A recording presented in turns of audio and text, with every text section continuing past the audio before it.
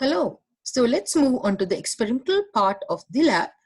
So in this experiment, we need a 500 turn coil, two of those, and the magnetic field sensor and a rotary motion sensor. So here, the magnetic field sensor is to measure the magnetic field. So as you see, this is going to be the magnetic field sensor. And then the rotary motion sensor. So we have a rotary motion sensor attached to the magnetic field sensor. So basically we can measure the position of this magnetic field sensor. Well, so in this week lab, unfortunately, I don't have access to the lab anymore. So there's no way that I can show you the real experimental setup. However, I'm going to use this picture, and then I will walk you through the lab manual, and I'll give you the necessary data to complete the lab report.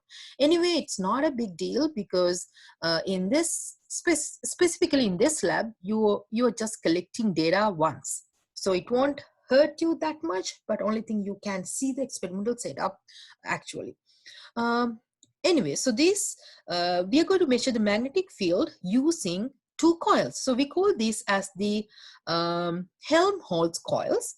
So the Hermann von Helmholtz, a German scientist, introduced a pair of conductive circular coils, each having n number of turns, and each carrying a same amount of current to produce a homogeneous magnetic field in the middle plane between the two circular coils. So over here, right? So over here, we should be able to see a homogeneous magnetic field. So honoring the Hermann von Helmholtz, we call these as Helmholtz coils. So as he mentioned, both coils should have n number of turns, right? So in the experiment today, we are using two coils with 500 turns in it. So in this equation, this uppercase n is equal to 500.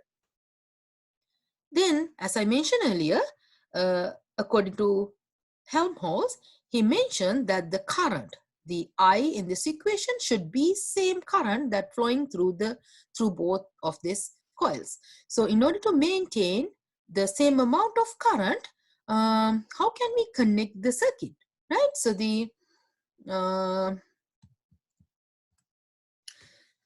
So if you can connect the two coils in series to each other, we know that this circuit diagram represents a series circuit where we can see the same amount of current flowing through the circuit, right? So as you see here, so in the experiment, we're going to connect these two coils in series to each other.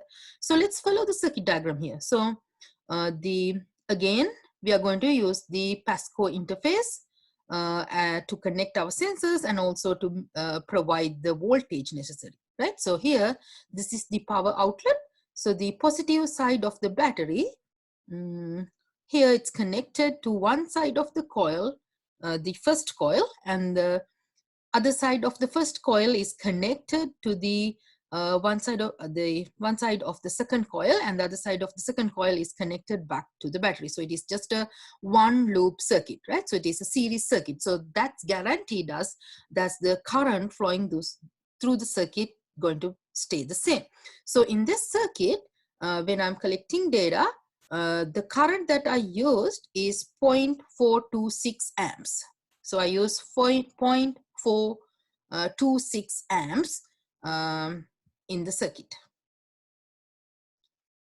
Over here, when you are answering the question 1, part A, B, and C, you're going to use this equation where it's measured the magnetic field alone is z-axis, right? So here, I will show you a different picture where I labeled my z-axis. So z-axis is the axis that going through the middle of the coils. So it's going in the middle of the coil, right?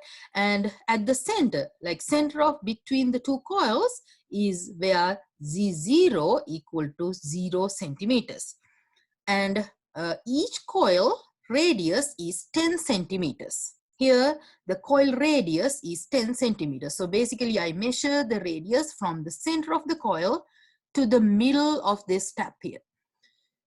So here we are making an experimental error because I'm not sure the radius, whether it is to the beginning of these turns over here or to the middle or to the edge.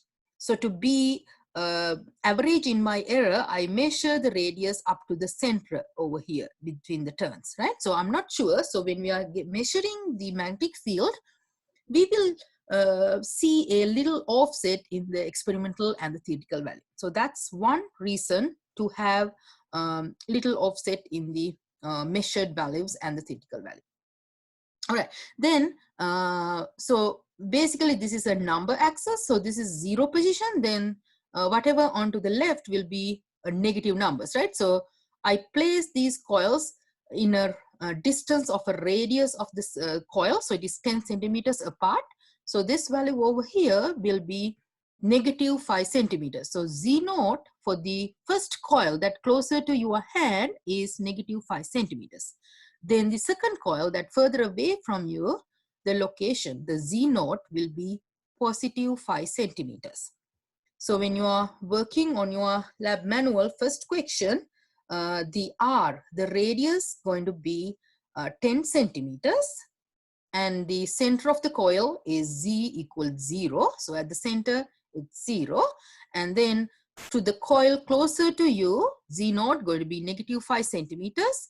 And the coil that further from you, Z naught going to be positive 5 centimeters. So when you are working on these questions, don't rush yourself to plug the numbers.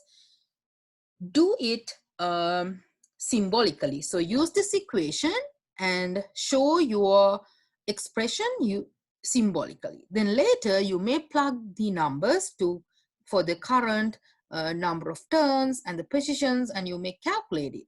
However, we want to see your symbolic expressions for part A, B, and C. So on all these three parts, we need to see your equation for the magnetic field symbolically. Then you may solve the equation by plugging numbers and write the answer over here. All right, so I'll meet you in the second part of the experiment.